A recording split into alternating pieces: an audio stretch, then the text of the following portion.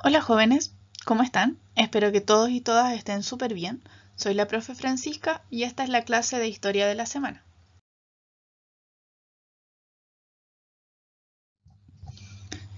Hoy día vamos a empezar nuestra segunda unidad, el ejercicio de la ciudadanía y las responsabilidades ciudadanas.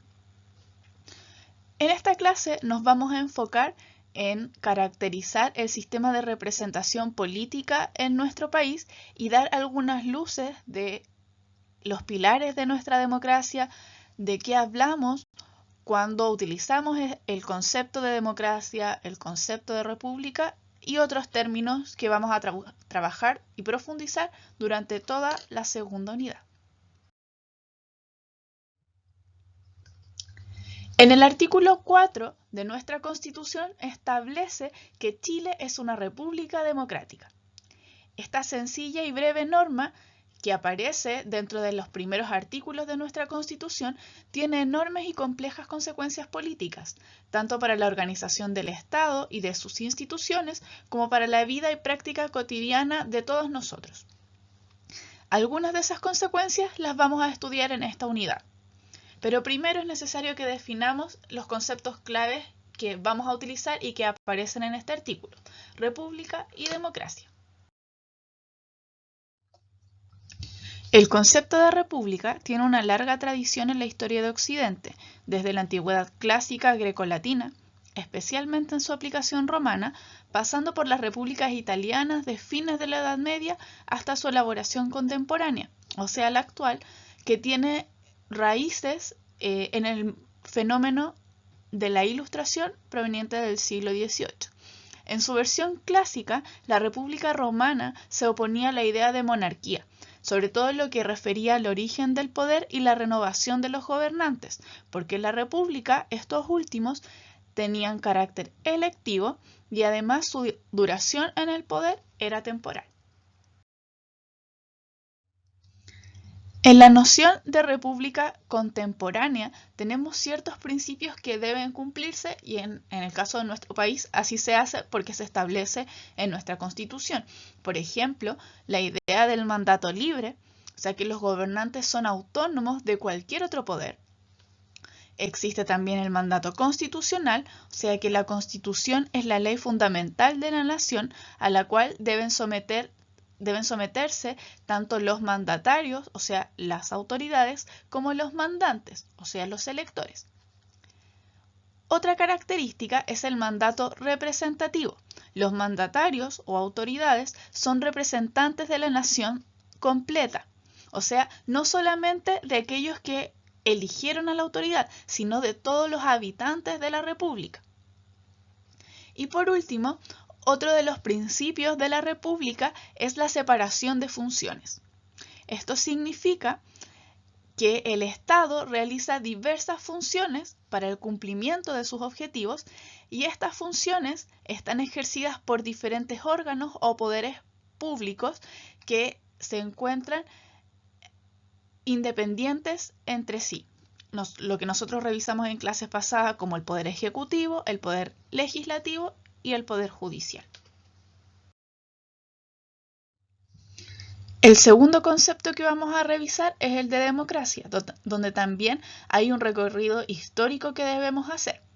Desde una perspectiva clásica, o sea, otra vez volvemos al periodo de la antigüedad, se ha considerado que la democracia es un sistema de gobierno en que el pueblo ejerce la soberanía, de forma directa o por medio de órganos representativos. En otras palabras, es el sistema de gobierno en que la soberanía emana del pueblo. Desde el punto de vista de su origen etimológico, o sea, cómo nació la palabra, democracia proviene de las raíces griegas demos, que quiere decir pueblo, y kratos, que quiere decir poder o autoridad. En definitiva, gobierno en que el pueblo ejerce el poder o soberanía, como esa tira cómica de Mafalda que revisamos en la primera clase.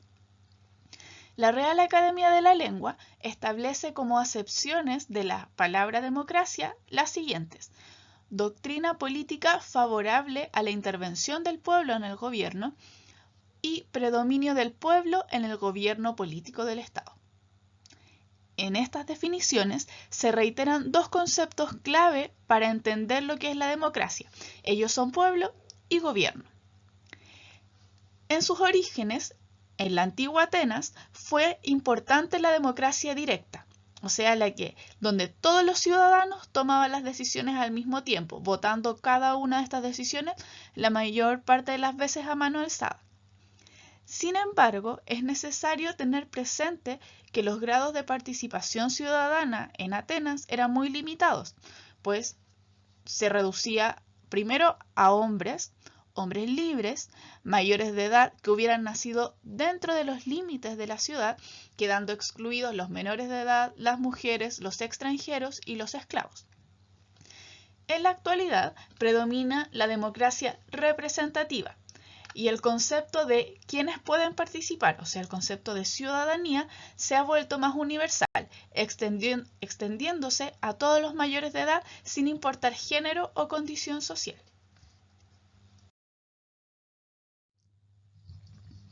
Nuestra democracia tiene ciertas normas que son fundamentales para preservar la convivencia entre las personas y nos hacen avanzar como comunidad en el logro del bien común. Estos principios son la participación ciudadana, pues la democracia no existe sin la actividad política y la participación de toda la ciudadanía.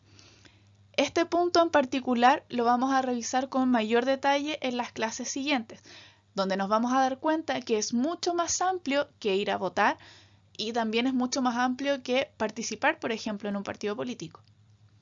El segundo punto es el principio de pluralismo y tolerancia, pues para que exista una participación real de la ciudadanía se precisa que todos pueden disfrutar de sus derechos para reunirse, de tener libertad para exponer sus ideas, para publicarlas, para informarse, libertad para asociarnos con quienes piensan igual o parecido a nosotros, libertad para poder discutir y debatir sobre estas ideas.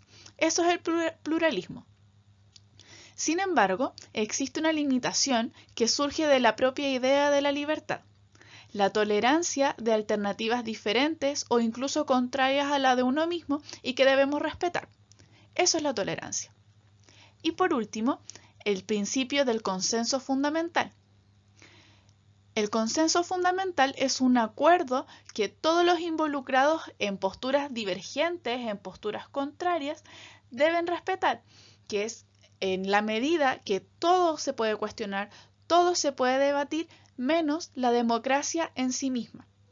Es decir, no podemos poner en duda que es el sistema de gobierno que mejor nos garantiza nuestros derechos, nuestras libertades y también nuestras responsabilidades.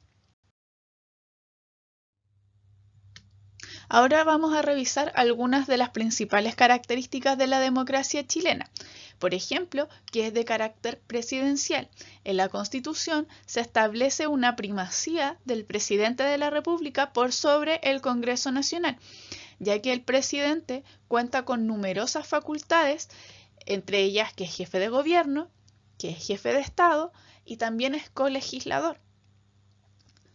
Eso no quiere decir que el Congreso no tenga poder. Como vimos, juega un rol muy importante dentro del funcionamiento del Estado chileno. Y de hecho el presidente tampoco podría ejercer su función si no contara con el apoyo del Congreso Nacional. Otra de las características es que nuestra democracia es representativa, o sea, se basa en la capacidad de elegir autoridades a través de elecciones periódicas y que éstas tomen las decisiones políticas. Al ser esencialmente representativa, nuestra democracia requiere de elecciones periódicas para renovar a las autoridades del Estado. Esta característica proviene del artículo 5 de nuestra Constitución, cuando señala que la soberanía reside esencialmente en el pueblo a través de elecciones periódicas. Ese es el concepto que nosotros acuñamos como soberanía popular. De esta característica se desprende un concepto clave para entender cómo opera en Chile el carácter electoral de la democracia, y este concepto es el sufragio. Es una de las formas más conocidas de participación ciudadana. Es la que se ejerce a través de las urnas, Y en nuestras democracias, votar es uno de los principales mecanismos por el que los ciudadanos podemos escoger a nuestros representantes. En nuestro país, el voto tiene ciertas características. Por ejemplo, que es personal, o sea que lo ejerce cada persona por sí misma y no puede delegar a otro en su lugar. O sea, yo no puedo pedirle a un amigo que vaya a votar por mí. Es personal e intransferible. Otra característica es que es igualitario. O sea, todos los votos, sin importar la persona, valen lo mismo, tienen el mismo valor. Da lo mismo si la persona vive en un pueblo perdido en la cordillera, a si vive en una gran ciudad, si tiene estudios, no tiene estudios, eso da lo mismo. Los votos siempre son iguales. También nuestro voto es secreto. Nadie puede ver ni saber por quién estamos votando. Por la misma razón, se vota dentro de una cámara secreta, si ustedes alguna vez han acompañado a algún adulto a votar, y está prohibido por ley fotografiar el voto. Una persona tiene que pagar una multa si es que fotografía su mismo voto e incluso puede ser detenido. Y por último, el voto en nuestro país a partir del 2012 es de carácter voluntario. O sea, cada persona decide si acudir a votar en las elecciones o no, sin enfrentar ningún tipo de multas o de sanción. Estas 4 características están consagradas en el artículo número 15 de nuestra Constitución. Bueno, jóvenes, esta ha sido la clase de esta semana y la primera de nuestra segunda unidad. Hoy definimos algunos conceptos como república y democracia, identificamos también los principios de esta y algunos de sus valores. Por último, caracterizamos la forma en que la democracia representativa se implementa, que es a través del sufragio.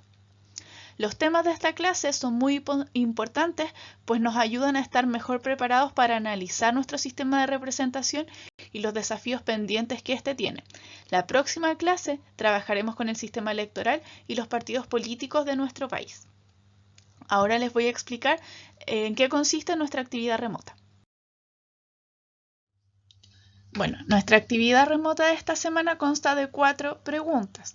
La primera, ¿qué diferencias pueden observar ustedes entre el significado original de la palabra república y democracia y la acepción actual de ambos términos? O sea, ¿qué entendían los romanos cuando crearon el sistema republicano? ¿Qué entendían los griegos cuando implementaron la democracia? ¿Y qué diferencias tienen esas palabras hoy día? Segunda pregunta. Bueno, no es una pregunta. Elige 2 características del voto en Chile: igualitario, secreto, personal y voluntario, y explica, utilizando ejemplos concretos, por qué son importantes para un sistema democrático. El punto 3 realiza un análisis a los 3 principios de la democracia chilena: participación ciudadana, pluralismo y tolerancia, y el de consenso fundamental. Y a través de este análisis, ¿crees que estas se cumplen la mayor parte del tiempo en nuestro país? ¿Y por qué consideran ustedes que son principios importantes? Y por último, una apreciación personal. ¿Qué piensas del ejercicio de la democracia en nuestro país? ¿Qué significa para ustedes hoy día vivir en democracia en Chile? Y lo importante es que ustedes identifiquen avances, cosas positivas, logros, y qué cosas nos quedan pendientes o qué cosas debemos perfeccionar o modificar. ¿Ok? O sea, la última pregunta es una pregunta que llama a la reflexión. ¿Ok? Recuerden que cualquier cosa, por favor, me escriben al correo, cualquier duda, cualquier dificultad que tengan para cumplir con la tarea. Y eso, jóvenes, nos vemos. Más bien, tenemos esta clase a distancia la siguiente semana. Que estén todos y todas súper bien. Cuídense mucho. Saludos. Chao.